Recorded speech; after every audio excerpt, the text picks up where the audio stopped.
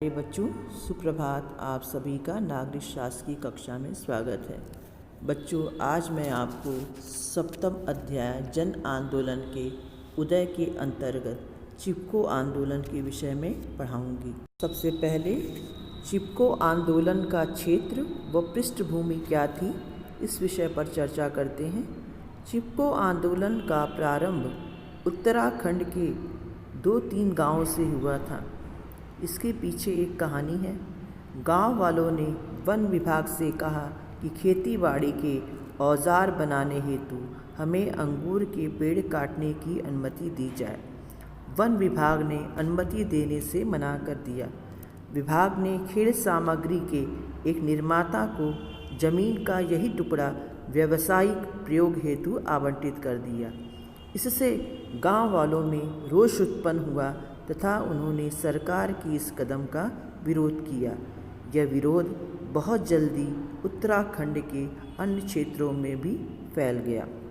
अब आंदोलन से जुड़े प्रश्न क्या थे, इस विषय पर चर्चा करते हैं। नंबर 1, ग्रामीणों के द्वारा यह मांग की गई कि जंगल की कटाई का कोई भी ठेका बाहरी व्यक्ति को नहीं दिया जाना चाहिए तथा स्थानीय लोगों को जल, जंगल, जमीन जैसे प्राकृतिक संसाधनों पर कारगर नियंत्रण होना चाहिए। नंबर 2, लोग चाहते थे कि सरकार लघु उद्योगों हेतु कम कीमत की सामग्री उपलब्ध कराए तथा इस क्षेत्र के पारिस्थितिकी संतुलन को हानि न पहुंचाए और वहां का विकास सुनिश्चित करे।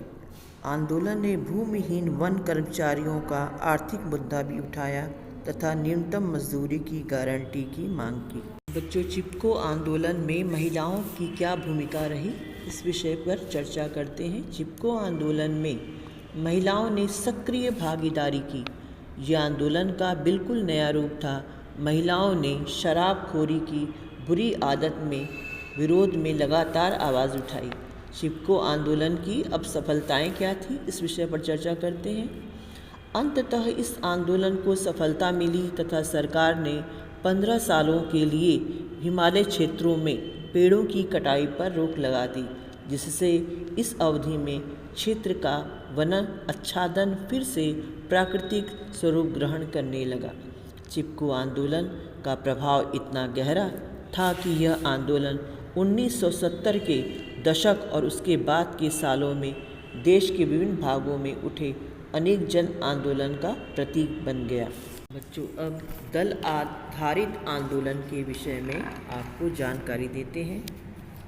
जन आंदोलन कभी सामाजिक तो कभी राजनीतिक आंदोलन का रूप ले सकते हैं और अधिकांशतः ये आंदोलन दोनों ही रूपों के मेल से बने नजर आते हैं। उदाहरण स्वरूप स्वाधीनता आंदोलन मुख्य रूप से राजनीतिक आंदोलन था।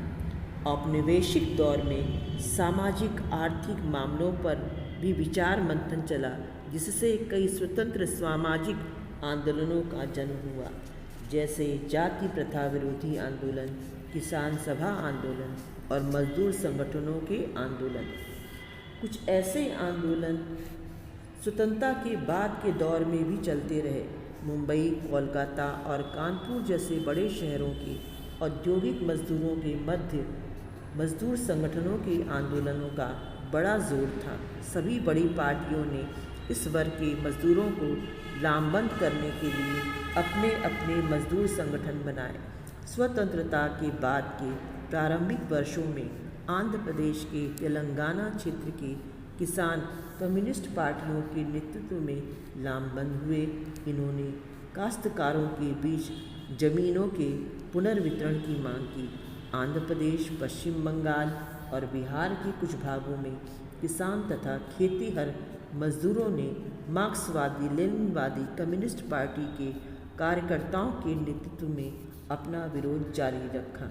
और बच्चों, गैर राजनीतिक अथवा राजनीतिक दलों के स्वतंत्र आंदोलन से क्या तात्पर्य है, इस विषय पर चर्चा करते हैं।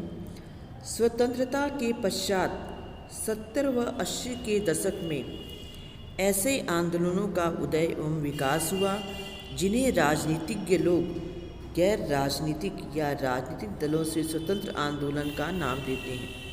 ये आंदोलन ना तो सरकारी पक्ष के प्रचार माध्यम होते हैं और ना ही विरोधी दलों की कठपुतलियां बनकर उन्हें सत्ता के दायरे के समीप पहुंचाने वाले महत्वपूर्ण कारक होते हैं। वस्तुतः ये आंदोलन स्वयंसेवी संगठनों द्वारा चलाए जाते हैं। इन्हें जन सामान्य के समर्थन के साथ साथ अंतर्राष्ट्रीय स्तर पर इस प्रकार की एजेंसियों का सहयोग व समर्थन भी मिलता है, जिन्हें मानववादी सर्व कल्याणकारी एजेंसियां कहा जाता है।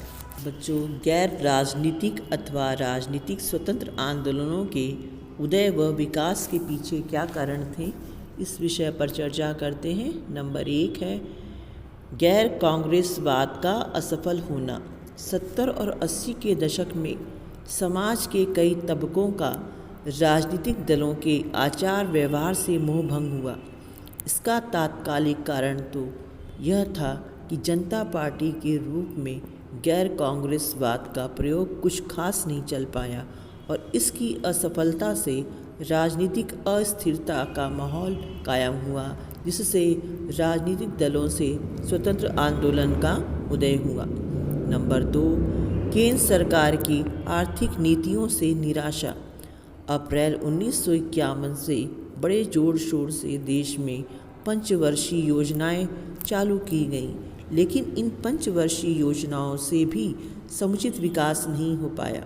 सरकार बेरोजगारी, गरीबी, महंगाई नहीं रोक सकी, इसलिए सरकार की आर्थिक नीतियों से लोगों का मोह भंग हुआ। नंबर 3, आर्थिक और सामाजिक असमानताएं।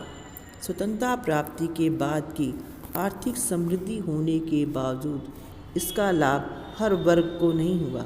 समाज में गरीब अमीर के बीच की खाई अधिक चौड़ी होती चली गई। आर्थिक असमानता का विस्तार समाज के सभी तबकों में दिखाई पड़ रहा था। इसी के साथ सामाजिक कुरीतियाँ और विषमताओं का भी बोलबाला था। नंबर 4, अनेक समूहों का लोकतंत्र से विश्वास उठ गया। राजनीतिक धरातल पर सक्रिय कई समूहों का विश्वास लोकतांत्रिक संस्थाओं और चुनावी राजनीति से उठ गया। ये समूह दलगत राजनीति से अलग हुए और अपने विरोध को स्वर देने के लिए इन्होंने आवाम को लामबंद करना शुरू किया। इस काम में छात्र तथा समाज के विभिन्न वर्ग के राजनीतिक कार्यकर्ता आगे आए और दलित तथा आदिवासी जैसे हाशिए पर धकेल दिए गए और समूहों को लामबंद करना शुरू किया। नंबर 5, मध्यम वर्गीय नौजवानों की भूमिका। देश के मध्यम वर्ग के युवा कार्यकर्ताओं ने गांव के गरीब लोगों के बीच रचनात्मक कार्यक्रम तथा सेवा संगठन चलाए। इस संगठनों के सामाजिक कार्यों की प्रकृति स्वयंसेवी थी, इसलिए इन संगठनों को स्वयंसेवी संगठन या स्वयंसेवी क्षेत्र के संगठन कहा गया। इस तरह 1970-80 के दशक में गैर राजनीतिक या राजनीतिक दलों से स्वतंत्र आंदोलनों की विशेष भूमिका रही।